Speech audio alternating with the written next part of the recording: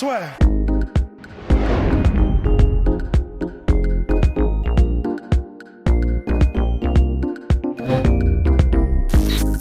UFC 249 got cancelled, Rusty. Ouais, bah, on s'en doutait, It's over. C'était prévoyable, hein, prévisible. Ouais, c'était prévisionnel.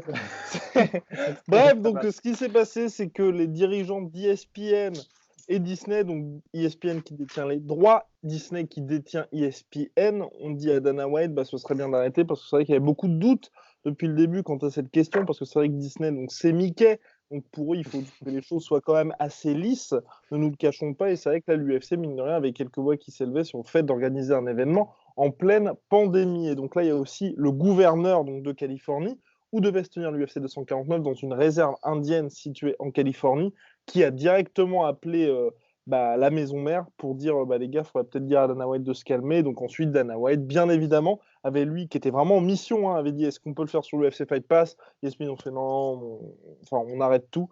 Donc il s'est exécuté, pas d'UFC 249, à une semaine de l'événement. Bon, je ne sais pas. Je ne sais pas trop quoi en penser parce que là, il y avait l'air, en fait, parce que j'ai pas envie de défendre Dana White parce que j'ai aucun intérêt à le défendre particulièrement, mais c'est plus là tel que c'était en train de se dérouler, on avait l'impression que l'UFC, mine de rien, prenait toutes les précautions possibles. Et comme par hasard, c'est ça un peu moi que je trouve assez cocasse, c'est que Dana White, depuis le début, disait quand les gens sauront, ça va être le bordel, faut pas faire confiance aux médias, machin, ceci, cela. Là aussi, on peut le critiquer, mais ce qui s'est vraiment passé, c'est qu'on l'a laissé tranquillement pendant 3 semaines faire des trucs de son côté, et pile, moins de 24 heures après que tout le monde soit au courant que ce soit dans la réserve indienne, le truc a été arrêté. Donc comme quoi, il n'avait pas complètement tort non plus. Ben, il n'avait pas tort, mais d'un autre côté, là, visiblement, ça n'a pas plu au gouverneur de Californie qui a du coup tout de suite appelé les dirigeants de Disney, etc. Donc, en fait, il avait raison, mais d'un autre côté, si ça avait continué, qu'ils avaient révélé genre 24 heures avant la destination, que c'était en Californie, je pense qu'il aurait encore moins apprécié parce que le gouverneur de Californie, parce qu'il aurait eu encore plus l'impression d'être pris pour une brouette. Et donc là, ça aurait peut-être causé des dommages irrémédiables entre la Californie en tout cas et l'UFC, donc par extension Disney et ESPN. Donc bon, il n'y aura pas d'event, mais bon, c'est peut-être mieux que ça se passe comme ça pour le futur de l'UFC en Californie, quoi. Oui, non, complètement. Même si Dana White a dit que le Tashi Casino, qui était donc le casino qui était en terre tribale dans lequel devait se dérouler l'UFC, apparemment a vraiment, bah, on les comprend, hein, ils ont beaucoup à y gagner. Ils avaient tout fait pour que l'événement ait lieu, l'UFC dans leur casino, et donc l'UFC et Dana White ont dit on n'oubliera pas et on refera des trucs avec eux, ou au moins un événement avec eux, c'est sûr. Ouais, le premier en Californie sera chez eux. Voilà. Donc voilà, après c'est vrai que, à dire, tout l'ensemble, le fait que l'UFC fasse l'UFC 249 en pleine pandémie, ça c'est vrai que c'était quand même le truc où tu te dis, bon bah les gars, il y a peut-être autre chose à faire, les gens pensent peut-être à autre chose, c'est ce qu'on dit depuis le début. Mais c'est vrai que là, tel que c'était parti, tu te disais, bon, ça y est, ça semblait, on va dire, entre guillemets, acté, t'as pas eu non plus de cas, c'est un peu là aussi, moi, ce qui me surprend, tu vois, c'est que t'as pas eu de vraiment cas où tu te dis, bah, par exemple, tu vois, Rose, donc elle est endeuillée, notre chère Rose, où il y a 2 de ses parents, enfin 2 des membres de sa famille qui sont morts du Covid. Elle ne participe pas purement et simplement à l'événement. C'est pas elle a peur ou je sais pas trop quoi. Il y a des gens qui ont mis ça sur Twitter. Non, enfin, là aujourd'hui, le sport, c'est clairement secondaire pour elle. Donc il n'y avait pas de risque non plus, tu vois, de contamination là. Dana White avait dit qu'il allait tester les combattants. Ils étaient effectivement testés. Enfin, tu sais, t'as pas un truc qui te fait dire, genre, par exemple, quand je dis ça, c'est Eddie Bravo est positif au coronavirus et l'UFC maintient le truc et tu te dis, ouais, non, là, faut quand même vraiment arrêter les gars parce que ça devient n'importe quoi. Ouais. Là, t'as juste le truc et c'est un peu ce qui m'embête, c'est que Dana White, tout l'argument qu'il avait au début de dire on fait pas confiance aux médias, ce qui moi je trouve quand même qui est un peu dangereux parce que les seules personnes qui sont censées être un petit peu objectives étaient pointées du doigt. Et ce qui s'est passé là, c'est tout ce que Dana White a dit. À partir du moment où les médias seront au courant, tout va se barrer en cacahuète. Et donc c'est le New York Times, New York Times qui a eu la breaking news de dire ça va être au Tashi Palace de la réserve indienne. Ensuite, ça a été rapporté par tous les médias. et moins de 24 heures après, le truc s'est shut down. Et moi, je trouve ça vraiment dommage parce que je pense que la relation entre les médias et Dana White, qui était déjà pas super, là, va encore plus en prendre un coup. Et Ouais. à part avoir des relations presse que fait très bien Kevin Aioli pour Yahoo Sports, on n'aura plus rien du tout. Ce sera Yahoo Sports et ESPN et c'est tout. Ouais, parce que là, je sais pas, il a eu une interview où il avait l'air relativement calme avec Brett Okamoto il y a quelques Il heures, là, était Dana un peu White. abattu quand même. Un peu abattu, mais Je je l'avais pense jamais vu que. comme ça. Je l'avais Ouais, jamais mais vu en même comme temps, ça. non, mais comme tu dis, en fait, il était tellement en mission que bah, c'était sa raison de vivre là sur ces dernières semaines. Et alors, je sais pas s'il y a une taupe chez l'UFC, mais s'il y en a une, je pense il va être pendu avec ses tripes comme Bailly du Limousin par Dana White, en fait. Parce que là, ce mec-là ou cette fille-là qui a vendu la mèche, si c'est comme ça que ça s'est passé, ça va être dur pour sa fin de carrière. Mais c'est vrai qu'après, je comprends aussi. En fait, il y a deux trucs personnellement. C'est, bah, en fait, je comprends le gouverneur de Californie parce que tu veux pas être le mec dans la juridiction duquel, en gros, l'événement s'est passé en pleine pandémie. Tu veux. Je comprends. À sa place, je me dis, j'ai pas envie que l'histoire retienne que c'est chez moi qu'il y a eu ce truc-là pendant qu'on est censé être sérieux et ne pas faire de Et surtout si ça se conflit. passe mal. Surtout Et si ça se passe surtout mal. si ça se passe mal, tu as raison. Et le deuxième truc qui m'est venu à l'esprit, en gros, c'est en fait, c'est tout de suite à Tony Ferguson, parce que, encore une fois, le Ouais, pauvre, quoi. c'est ça. Lui, vraiment, mais c'est peut-être le mec le plus malchanceux, le plus maudit de l'histoire de l'UFC.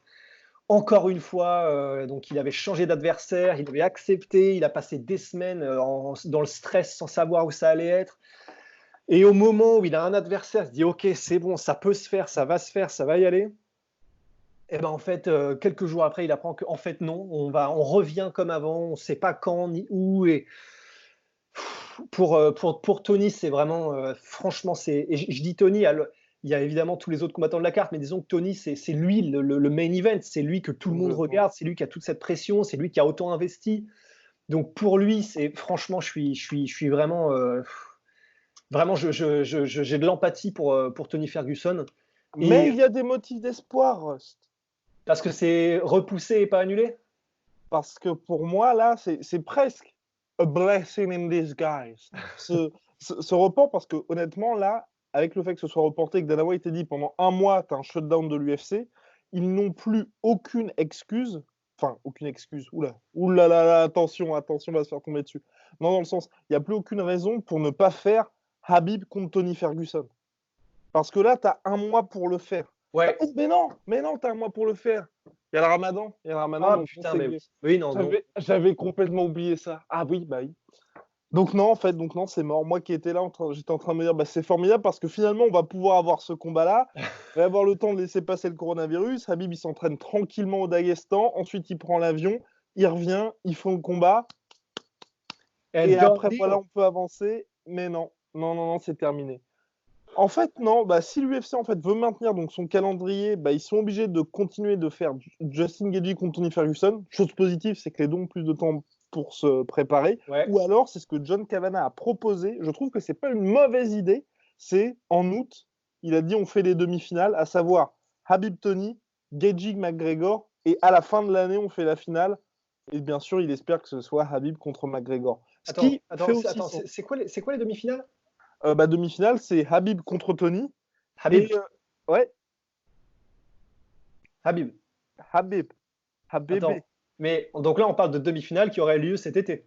Oui, complètement, en août, parce qu'il peut être prêt Ah oui, d'accord. au minimum d'ici août. Donc D'ac- en gros, en août, tu as Gaethje McGregor et Ferguson Nurmagomedov. D'accord. Mais pourquoi est-ce que c'est des demi-finales si il est champion, Habib? Ah, mais parce que lui, dans sa tête, c'est la finale, c'est McGregor contre. Ah oui, dans la tête de John Oui, Kavanagh. de John Kavanagh. Canada. Ah bah oui, oui, oui, bah, Ah bien oui, évidemment. bah oui, Oui. d'accord. Mais et puis en soi, c'est vrai que c'est un peu des demi-finales parce que c'est un mini-tournoi.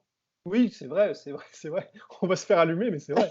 Non, mais c'est vrai, si c'est parce que tu fais un mini-tournoi en soi, voilà. Ouais, Donc non, mais bref, c'est sûr. donc en gros, pour lui, ce serait ça l'idée. Et c'est vrai que bon, ça peut faire sens. Mais moi, j'ai juste vraiment envie de voir le Nurmagomedov Ferguson. Ah oui. Et là, telle la situation dans laquelle on est, c'est soit on le voit jamais parce que tu as Gaethje Ferguson, mais qui nous pousse, qui nous décale vraiment inlassablement, ou soit en août, tu blindes le truc. C'est vrai. Mais en fait, Et oui, du coup, la question que je me posais, moi, c'est juste, bah, Dana White a dit qu'il allait prendre soin de ses combattants qui étaient censés combattre là dans les semaines à venir financièrement, ce qui quand même, c'est pas une petite, c'est pas Il n'a une. pas dit ça. Il n'a pas dit ça. Parce Il que a j'ai dit écouté 3 fois le truc, il n'a pas dit ça. avec ESPN et Brett? Il a dit, ne vous inquiétez pas, vous aurez vos combats. Il Oui, a voilà, dit, c'est ça. Oui, oui, non, je me suis mal exprimé. Ouais, ouais. et c'est Mais pas, et c'est parce que moi j'ai écouté 3 fois, je me suis dit, mais non, il va vraiment les payer? Il va vraiment les payer? oui, Mais parce non. que justement, voilà, en fait, c'est ça. Euh, C'est alors là, enfin, je me suis mal exprimé, mais en gros, ce que j'avais aussi compris, et c'est là où j'en venais, c'est il a dit, bon, il a dit, vous aurez vos combats, et c'est vrai que ouais. c'est ce que j'ai mal paraphrasé en, on va prendre soin de vous, etc.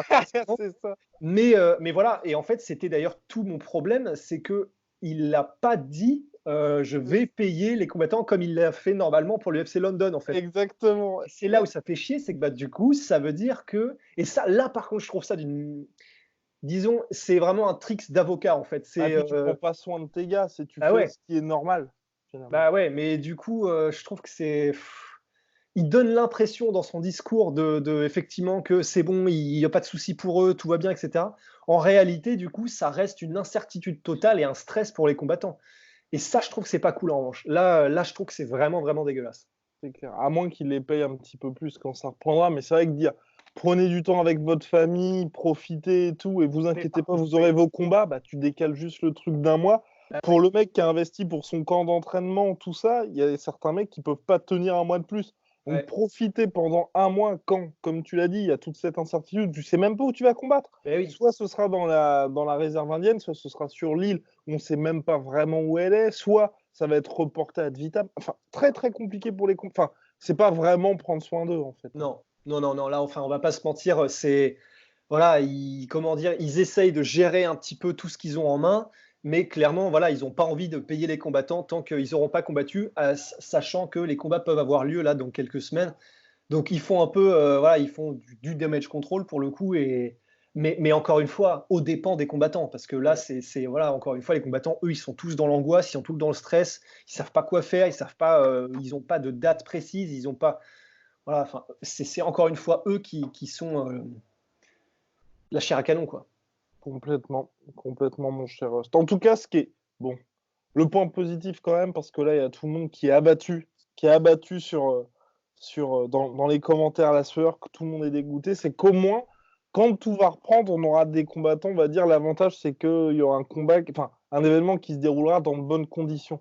Parce que c'est vrai Ouais. que là, avec toutes les incertitudes, les mecs qui ont fait des camps d'entraînement, bah, souvent tronqués, ou alors, ils n'avaient pas du tout toutes les forces vives habituelles. Là, les mecs, ils vont quand même pouvoir être dans de bien meilleures conditions. Et puis surtout, comme on avait vu Jack Carré-Souza qui était en mode je suis inquiet du coronavirus, mais je dois prendre soin de ma famille. Quand vous avez un mec comme ça, comme Jack Carré, qui touche plus de 200 000 par combat, qui est parmi les mecs les mieux payés de l'organisation, qui dit ça, ça vous permet d'avoir une idée justement des salaires des combattants et de vous dire que même un mec comme ça, il y va pas en étant complètement serein. Il se dit bah j'aurais préféré quand même rester auprès de ma famille, mais il faut aussi que je puisse avoir de quoi nourrir ma famille. Et vous dites wow, wow, wow, wow, wow, c'est Ouais. ah, quand tu vas pour affronter un des meilleurs mondiaux, bon, c'est un peu compliqué.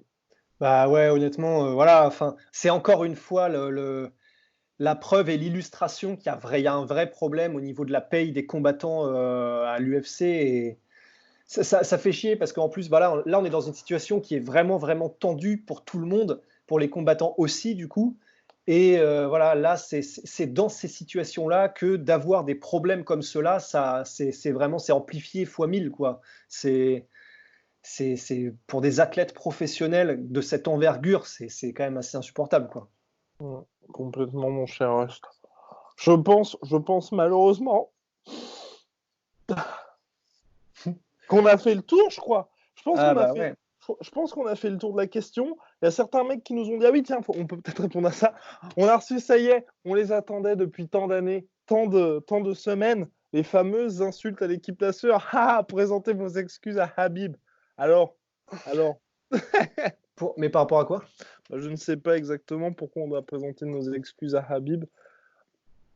Je ne sais pas non plus. Je ne sais pas non plus. Sinon, il y en a beaucoup qui pensent qu'il avait donc raison de dire depuis dès le début, bah, je ne vais pas participer à l'événement en Californie, mais ça après, je pense que même lui, il ne savait pas. C'était Ouais. parti pour se faire quoi qu'il arrive. Ouais, après, bon, bah, c'est ce que je me disais ce matin. Ouais, d'un côté, c'est vrai, peut-être que effectivement, en fait, Mais on va pas refaire le match et tout ça, mais encore une fois, On fait le match. enfin le match. Mais c'est, ouais, je sais pas, parce que bah, il l'a annoncé en tout dernier quand il avait plus d'autres alternatives que d'annoncer oui, mais c'est le coronavirus. Du coup, il l'a pas vraiment. Si, bon, depuis le début, il dit c'est quand même le bordel et j'aime pas ça. Ça, c'est Ouais, clair. complètement. Après, bon, je sais pas par rapport à quoi, je sais pas trop Non, ce mais qu'on a non. pu dire. Mais en fait, après, Mm. moi, c'est par rapport à Tony. En fait, je me dis, bah voilà, effectivement, peut-être que Habib a eu raison. Disons, ça a été peut-être effectivement la voie de la sagesse, disons, dans le fait que c'est vrai. Au bout d'un moment, il a pris cette décision de OK, on arrête, c'est n'importe quoi. C'est vrai que c'est peut-être ça la voie de la sagesse. D'un autre côté, je peux pas m'empêcher aussi de me dire, voilà, Tony, voilà, maintenant pour moi, Tony, je le mets tout là-haut, quoi. Le mec, c'est vraiment, c'est un guerrier, mais un guerrier légendaire, quoi. Oui, Tony, non, et mais maintenant, complètement. on le respectait tous déjà, mais maintenant qu'on voit à quel point il se fait balader à droite à gauche par l'UFC, il n'a pas le choix, il continue, il y va. Il prend Gaethje, il était prêt à prendre n'importe qui, il est prêt à aller n'importe où, il est dans le stress, mais il continue, il continue. Honnêtement, on avait déjà du respect, mais là, mon niveau de respect pour Tony, il est grimpé, mais il est au-delà de la stratosphère, hein. Oui, non, complètement. Et puis surtout par rapport à Habib, il a fait ce choix qui est complètement compréhensible. Voilà, maintenant on prend des pincettes de toute façon parce qu'il Ouais, suffit qu'on dise quelque chose et là, ouf, ouf, ouf. Non, mais c'est surtout, je veux dire, il l'a fait pour lui dans le sens où il y a aucun moment il a fait pas ce que Conor a fait dans le sens, je vais pas dire que je défends Conor par rapport à ça, mais où Conor McGregor depuis le début, il est en mode il faut que l'Irlande fasse ci, fasse ça. Il a vraiment pris position en Irlande et il fait des choses pour combattre le coronavirus. Habib, il a pris une décision qui est intelligente par rapport à lui. Il a jamais dit bah, l'UFC c'est n'importe quoi ce que vous faites, comme ce que fait Aljamain Sterling. Ou par exemple, lui il dit les combattants ne devraient pas s'entraîner maintenant. Si l'UFC m'appelle, moi il est hors de question que je le fasse. Est-ce que vous pensez même que c'est normal de faire des événements en ce moment? Où clairement, tu vois, tu mets une fracture entre toi et l'UFC. Habib, c'était plutôt par rapport à lui, bah, il disait sur ses réseaux sociaux, donc vous pouvez vérifier et dire, il disait justement, bah, pourquoi est-ce que Habib devrait combattre alors que nous sommes en pleine pandémie? C'est pas en mode, est-ce que vous trouvez ça normal que l'UFC fasse un événement? mm, Et Tony Ferguson, comme tu l'as dit, lui, il est c'est pareil, on ne peut pas non plus clasher Tony Ferguson en disant pourquoi lui n'a pas fait, parce qu'il y a aussi, on a reçu des messages par rapport à ça, pourquoi est-ce que Tony Ferguson n'a pas adopté la même position que Habib Nurmagomedov? Mais là, encore une fois, c'est le fameux truc les gens aussi qui nous disaient, oui, vous dites que Tony Ferguson n'a pas beaucoup de fans. Les gars, les mecs ne sont pas sur un même niveau financier. Donc Habib, il peut se permettre, même si là, il perd beaucoup d'argent, il peut se permettre de ne pas faire le combat parce qu'il est vraiment richissime. Il est riche à millions, Habib Nurmagomedov. ouais. Tony Ferguson, lui, là, j'ai même presque envie de dire, le combat, ça lui permet de rentrer dans ses frais. Ça lui permet pas de gagner de l'argent, ça lui permet de rentrer dans ses frais. Et s'il ne combat pas, c'est terminé parce que ça lui passe devant. Habib, si vous voulez, il peut même se permettre de dire, pendant 4 ans, là, je ne combats pas. Et il revient dans 4 ans, l'UFC, ils vont l'attendre, mais comme quand Georges Saint-Pierre est revenu, comme quand Conor McGregor est revenu. C'est Mm. des gars qui sont dans des sphères tellement hautes qu'ils peuvent faire ce qu'ils veulent au sein de l'UFC. Tony Ferguson, si là il prend une pause de 4 piges, tout le monde l'oublie et quand il reviendra, il sera au mieux sur la main card. Ouais. Habib, s'il revient, il prend une pause de 4 ans, c'est Madison Square Garden ou c'est. Enfin, Ah oui, voilà, quoi, c'est ils voilà. font le trailer, c'est la folie. Ouais, bah disons voilà, Khabib, il a transcendé il a peut-être un peu moins que Conor, disons, au niveau de l'impact Oui, mondial, bah, mais complètement. il a clairement transcendé lui aussi son sport et maintenant c'est une superstar internationale qui, c'est vrai, n'a plus nécessairement besoin de combattre autre que pour sa legacy, en fait. Donc, Complètement. non, non, c'est clair. Après, le seul truc, effectivement, qu'a dit Khabib, il l'a dit à un moment, il a quand même dit l'UFC, c'est pas professionnel de leur part. Complètement. Ouais. Mais c'est vrai, voilà, sinon, lui, après, il est pas, ça, il perd Ça, de c'était l'argent. dans l'interview avec Brett Okamoto. Voilà. Voilà. Mais c'est vrai que sinon, oui, effectivement, il n'est pas, disons, dans le même besoin de combattre que Tony. Et c'est pour ça. Et en je- plus, il a la ceinture de champion aussi. Ça, ce qui est très important, Oui, c'est que bah oui, à aussi. l'UFC, sans avoir des salaires énormes, quand vous êtes champion, on va pas dire que vous pouvez faire ce que vous voulez parce que l'UFC peut vous destituer, mais c'est beaucoup plus compliqué pour l'UFC on va dire, de vous pousser vers la sortie ou Ouais. de vous mettre sur le côté parce que s'ils destituent quelqu'un, ça fait énormément de bruit et ils sont obligés de le justifier. Et forcément, en pleine période de coronavirus, si vous refusez de combattre alors que vous êtes champion, c'est quand même très très tendu pour eux de dire bon bah ok, on va t'enlever la ceinture. Et là, Ouais, je dis non, pour c'est clair. Habib ou pour n'importe quel mec, si Cerudo dit je vais pas combattre pendant cette période-là, c'est très compliqué pour eux de lui enlever la ceinture. Ouais, non, ils peuvent pas, parce que alors là, par contre, on atteindrait un niveau d'immoralité qui serait hallucinant. Donc, non, non, ils peuvent pas, effectivement. Et c'est vrai qu'après, les gens pourront peut-être nous dire, bah oui, mais dans ces cas-là, pourquoi est-ce que vous défendez autant et que vous êtes autant, comment dire, sur Tony, sachant que c'est juste qu'il n'a pas le choix, pas forcément qu'il est courageux. Là, je pense que je comprendrais si on nous disait ça, mais personnellement, je suis pas d'accord. Enfin, c'est-à-dire que là, il est en train de subir, subir, Mhm. subir, endurer sans jamais abandonner et surtout sans jamais se plaindre. J'ai jamais entendu Tony se plaindre une seule fois. Là, on lui a révélé en direct dans une interview que le truc était annulé. Et la première réaction, ça a été oh, bon, bah voilà, je Voilà. vais continuer à m'entraîner et continuer à me concentrer sur ce que je peux contrôler. En fait, c'est ça qui fait que j'ai autant de respect. C'est il abandonne pas et parce que c'est vrai que quelque part, il a même pas le choix en fait, financièrement et tout ça. Mais au-delà de ça, c'est la manière dont il réagit à tout ça qui Mhm. me donne. Mais oh la vache, ça m'inspire à un point. Mhm. No excuses, mais jamais, jamais d'excuses chez Tony quoi. Et Non, ça, mais voilà, complètement. c'est au-delà du sport. C'est juste beau quoi. Mais après, je pense que c'est aussi une question de point de vue d'une partie de notre audience, où je pense qu'il y a certaines personnes, je ne sais pas comment ils voient le sport, mais oui, pour eux, je pense qu'ils se disent soit vous êtes pour quelqu'un, soit vous êtes contre quelqu'un, il ne peut pas y avoir de Ouais. justement juste milieu. Et aussi de se dire que nous, on a cette chance aussi de bien connaître les combattants, bien connaître le sport et d'y être très régulièrement au plus proche. Et donc, on sait vraiment ce que les mecs endurent. Et qu'en Mm. soit que même quand vous êtes à l'UFC, même quand vous êtes un Tony Ferguson, il y a énormément de sacrifices. Et en soi, même Ouais. quand vous êtes un Habib, un John Jones, un Conor McGregor, ok, vous êtes hyper bien financièrement, mais sur un seul combat, tout peut s'effondrer. Quand on dit tout, c'est au-delà de perdre votre ceinture, vous pouvez perdre la vie, vous pouvez perdre, comme Michael Bisping, un œil. Votre carrière peut s'arrêter sur un KO contre Kelvin Gastelum, en gros, vous prenez le KO, vous vous dites ça va, ensuite vous êtes en soirée, vous faites oh, il y a des énormes lumières qui arrivent. Enfin, tous ces trucs-là qui font que quand vous mettez des commentaires, vous dites bah ce mec là c'est une pompe à vélo, ce mec là il va déglinguer machin, il va faire ci, il va faire ça, c'est quand même beaucoup plus que ça. Et un mec comme Tony Ferguson, qui normalement ne devrait pas avoir à endurer tout ça, il est dans une situation où justement il est obligé de justement mordre sur son protégeant et dire putain bah, je vais attendre que ça passe et je vais être obligé de faire tous ces efforts parce que le mec n'a pas le choix et ça, enfin, on est obligé de dire bah, enfin de tirer notre chapeau à ce mec là parce qu'il n'a pas le luxe que peut se permettre Habib Nurmagomedov de dire là l'UFC vous faites n'importe quoi, je dis stop. Tony Ferguson, s'il dit ça, il dit stop, bah financièrement il est dans une situation, mais vous pouvez pas imaginer à quel point c'est compliqué pour lui. Ouais.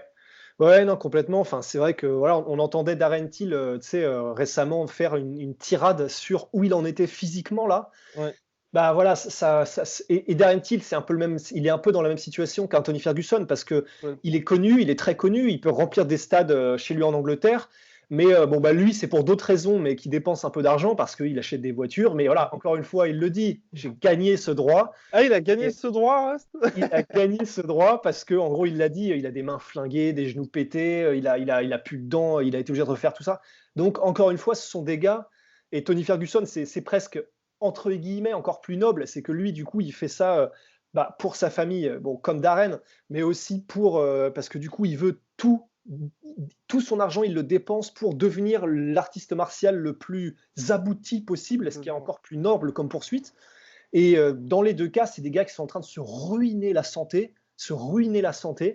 Euh, et bah, tout simplement, du coup, on devrait être un petit peu plus, comment dire. Et là, c'est pas. Là, alors là, franchement, j'accuse personne parce que personnellement, j'ai vu personne dire ouais, ouais, mais ils méritent pas, ils sont. Non, non. Ça, c'est vrai. Non, en revanche, on n'a entendu personne dire ça. Mais c'est pour ça qu'on a un tel respect, en tout cas, pour les combattants, tout simplement. Ouais.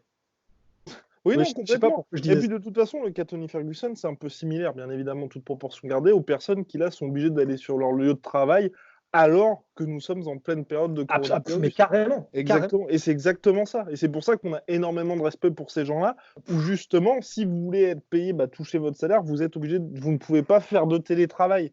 Comme nous, on a cette chance-là. Voilà, nous, C'est on a clair. cette chance de dire, on peut faire du télétravail. Il y a des gens, ils sont obligés d'aller au taf. Bah, Ferguson, c'est exactement ça. Il n'a pas Ouais. pu dire à l'UFC, bah, je vais faire du télétravail. Voilà. Donc forcément, bah, le mec, on lui dit bravo. Et puis aussi, et là aussi, il y a certaines personnes qui sont dans ce cas de figure-là. Et c'est le cas de Tony Ferguson, malgré les sommes qu'il touche, c'est que lui, il vit vraiment au jour le jour. Quand je dis au jour le jour, c'est combat après combat. Il peut pas se projeter. Un mec comme McGregor, un mec comme Habib, un mec comme John Jones, ils peuvent se dire, bah, potentiellement, dans 2 ans, je vais faire ça.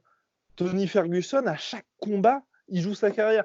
Et oui, vous nous avez déjà entendu dire, Habib, s'il perd, c'est fini. Mais quand on dit s'il perd, c'est fini, ok, il perd, tout s'effondre dans le sens le côté invaincu. Mais quand il revient, il va ensuite toucher des millions, ne vous inquiétez pas pour lui. Tony Ferguson, son dernier combat, c'était contre Donald Cerrone. Il était 3e combat de la soirée, lors d'un événement où il y avait Valentina Shevchenko qui était en co-main event et Cerudo qui était en main event.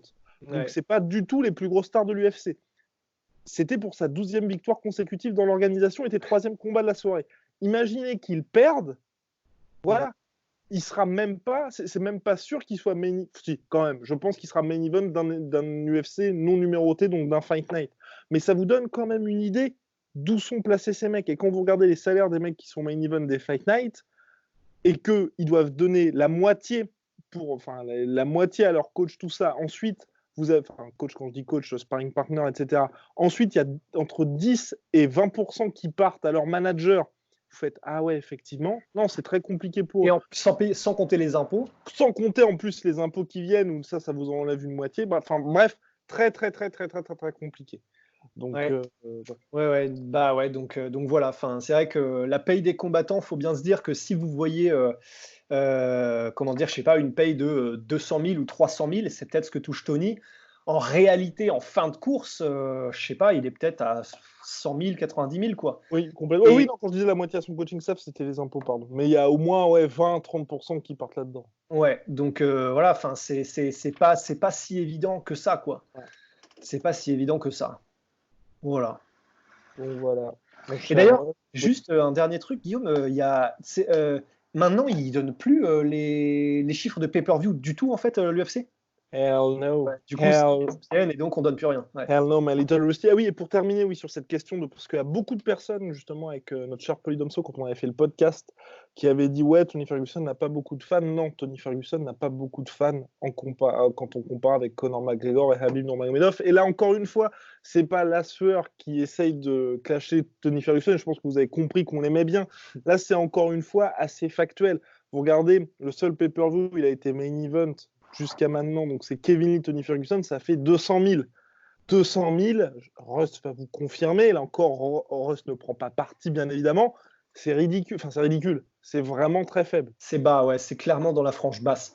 Et puis même, enfin, je pense que les gens admettront, enfin, je pense en tout cas qu'il est très connu des fans de MMA, parce Oui, que c'est si ça. tu es fan de MMA, c'est une personnalité, comme il y en a une fois tous les 10 ans.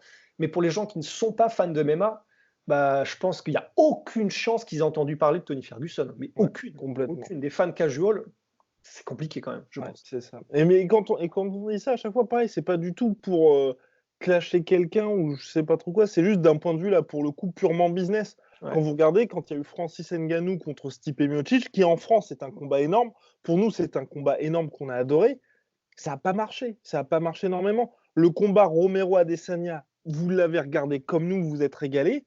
Pour l'UFC, c'est que dalle. Ils ont même pas, si vous voulez, pour vous donner une idée, ils ont même pas vendu toutes les places de la T-Mobile Arena pour un combat comme ça. Idem pour l'UFC 245, Kamaru Usman, Colby Covington, où il y avait aussi pop, pop, pop, pop. Bref, je me souviens que la carte, elle était absolument monstrueuse. Il y avait Petroyan contre Uriah Faber, enfin, il y avait tous ces combats-là. Et pareil, les mecs n'avaient pas sold out la carte.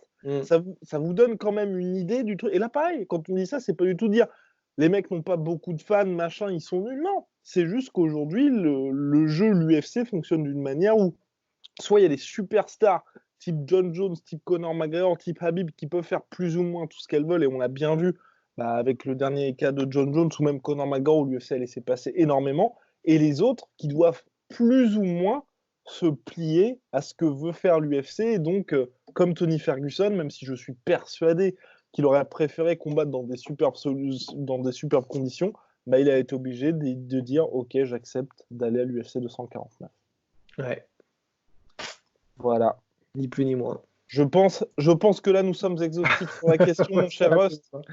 Ouais. Bon bah super. Et oui, et par contre, on n'a pas, oui, parce que là, les gens, vous aurez très raison de nous reprendre là-dessus. On n'a pas parlé de Justin Gaethje. Je pense, à mon avis, moi, pour Gaethje, bah, c'est soit le combat contre Tony Ferguson, soit le combat contre Conor McGregor. En tous les cas, comme il était prévenu en short notice, pour lui, c'est pas très grave. Enfin, il y a Ouais, pas ouais. vraiment d'incidence. Là, il y a eu quoi? Il y a eu, ça fait quoi? 3-4 jours? 3-4 Ouais, jours qu'il voilà. était Ouais, en train de ouais. se préparer. Enfin, de se préparer spécifiquement pour Ferguson.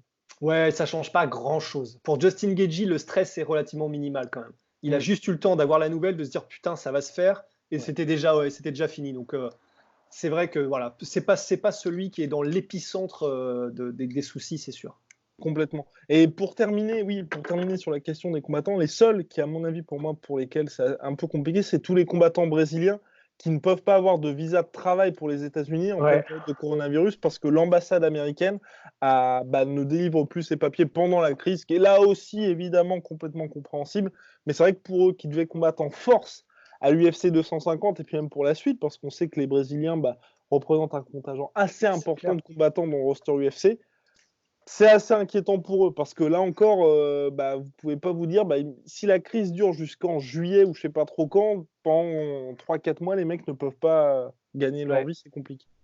Ouais, non, c'est ça. Alors là, je ne sais pas comment ils vont s'en sortir parce que c'est même pas une histoire de territoire américain, parce que c'est ce pourquoi ils ont mis en place la Fight Island, d'ailleurs, dont on n'a pas trop parlé, je crois. Non? Mais en gros, c'est même pas une question de territoire américain, c'est qu'ils peuvent pas sortir du territoire brésilien ou voyager. Et Mm. c'est là où c'est compliqué parce que, effectivement, José Aldo, déjà, c'est pour ça que Dominique Cruz l'a remplacé au pied levé. Exact. Du coup, Jacare, mais de toute façon, c'est. À quoi qu'il s'entraîne peut-être aux States, je sais plus. Non, ils s'entraînent aux States, ils s'entraînent aux Il States. s'entraîne aux States. Mais effectivement, ouais, ça va être très très compliqué. Alors, Dana White a dit qu'il allait falloir un gros mois avant de pouvoir commencer à lancer les événements sur l'île du combat, sur la Fight Island. D'ailleurs, Dana White a dit que, en gros, la Fight Island, ils sont en train de tout monter et que ce sera un endroit où les combattants pourraient s'entraîner aussi. Complètement. C'est-à-dire, même en prévision de leur combat, les combattants pourraient y aller et s'entraîner pendant le nombre de jours, de semaines peut-être qu'il faut avant le combat. Donc ce truc-là, visiblement, va se faire. Enfin, on va voir comment ça se passe, mais voilà. En tout cas, dans un mois. On verra dans un mois. Bien voilà, mon cher Rust, big shout out to my sweet protein. Here it is. Here it is, moins 40% avec le code LASUEUR sur absolument partout sur le site MyProtein. Et puis voilà, c'était, je me suis permis, mon cher Rust, de parler des gens qui nous envoient des messages et qui pensent que nous détestons Habib parce que ça commence Non. un petit peu à me taper sur le système, mon cher Rust, parce qu'il faut. Mais vraiment, il faut que les gens se disent on est bienveillant, on est positif, on n'a absolument aucun intérêt à taper sur un mec. Et c'est ça que souvent je dis en commentaire ou quand on nous envoie des messages, c'est pour nous, pour notre crédibilité, quel serait notre intérêt à clasher. Non, mais vraiment, par exemple, quand on y pense, à quoi ça sert de clasher quelqu'un? Mais vraiment, de clasher quelqu'un ou de le dénigrer ou de le dévaloriser. Parce qu'il suffit qu'il fasse une belle perf ou quelque chose comme ça. Et vraiment, il dirait la sueur, machin. Alors que quand on fait nos pronos, on dit un mec va gagner et tout ça, on peut se tromper et ça nous arrive assez souvent. Mais je veux dire, moi, j'ai pas de problème à ce qu'on se trompe dans les pronos et qu'on ait une bonne analyse. Si au contraire, on a une analyse qui est complètement faussée et qu'ensuite on se trompe on a les bons pronos, ce serait beaucoup plus grave à mon sens. Parce que là, on peut vraiment nous reprendre. Ouais, et puis évidemment, il y a de temps en temps, on doit, c'est vrai, peut-être s'emballer et parler de certains combattants en disant oh, putain, c'est vrai que lui s'est fait poutrer contre un tel, un tel, un tel. Mais bon, c'est vrai que après, c'est pas nécessairement la même chose que lorsqu'on en fait une analyse complète. Là, on lui rend tout le crédit qui lui est dû. Donc, et puis même, enfin, Khabib, pour le coup, autant il y a des combattants, c'est vrai, au niveau personnalité, j'ai un peu de mal, au niveau même style de combat, c'est pas notre style de combat préféré, mais encore une fois, enfin, comment est-ce qu'on pourrait ne pas respecter Khabib? C'est vrai que là, ça me paraît alien, en fait. Donc ouais, effectivement, c'est difficilement compréhensible. Après, je comprends, ça déchaîne les passions, quoi. C'est des combattants, je pense que quand tu es pour des combattants qui sont autant des superstars, qui représentent autant de choses, eh ben voilà, t'es presque, je sais pas, ouais, t'as envie que ce soit un petit peu, tu sais, presque confrontationnel, tu vois, c'est le drama, et honnêtement, je peux comprendre, hein, c'est ce qui fait la passion, quoi. Donc, je comprends. Même si c'est vrai que parfois, on se dit, ouais, c'est dommage, parce que nous, c'est vrai qu'on n'a pas forcément d'intérêt à être méchant ou à être, Et enfin, je sais oui. pas, Non, mais surtout quand on. Surtout, on va être complètement honnête, avec Rust, on se déteste. Donc on se parle pendant 40 minutes et ensuite, les gens ne retiennent qu'une seule chose, c'est vous avez fait une vidéo sur Habib, vous le détestez. C'est un peu pénible parce qu'on dit on a quand même passé 40 minutes à parler d'un truc et ensuite les gens ne retiennent qu'un truc, mais quelque chose que même nous, enfin par exemple le fait de dire effectivement Habib n'était pas enclin à combattre parce qu'il ne maîtrisait pas tous les paramètres. Bah, je pense qu'on lui dit ça, et même lui le dit en vidéo, c'est vrai, c'est ce qui l'a énervé. Et le fait de le dire, bon, ensuite on fait même des visuels pour dire qu'il n'a pas peur de Tony Ferguson, ce qui est vrai, ce qu'il a Ça, on l'a dit, répété. et même nous on ne pense pas. Bah voilà, non, c'est. Non, moi je suis assez surpris, mais bon. Ouais, pense. ouais. Après, voilà. Je pense que les gens ne nous pardonneront jamais notre pronostic de McGregor Habib. Je pense que les gens ne nous pardonneront jamais ça. Ah, bah, c'est possible, c'est possible. Mais bon, encore une fois, voilà, c'est des sujets qui déchaînent les passions et les émotions. Et bon, bah, vaut mieux ça plutôt qu'un public qui soit complètement, tu sais, lobotomisé. Donc bon, voilà. Non, complètement. Mais moi, je vous dis, mon cher Ross, ça me fait mal à mon petit cœur. Ça me fait mal à mon petit cœur. Parce que pour le coup, le seul, par contre, ça c'est marrant parce qu'on se fait jamais call out, je crois, là-dessus, ou c'est arrivé peut-être une fois. C'est le seul clairement favoritisme qu'on fait, c'est pour les combattants français. Ah ouais. Mais là, par contre, voilà. Là, venez nous chercher là-dessus, il n'y a pas de problème. Voilà. Bah non, attends, quand même, Cocorico, là. Enfin, si on peut même pas représenter les nôtres, à quoi ça sert? Exactement. Bon, allez, à très vite. Ciao là. Swear.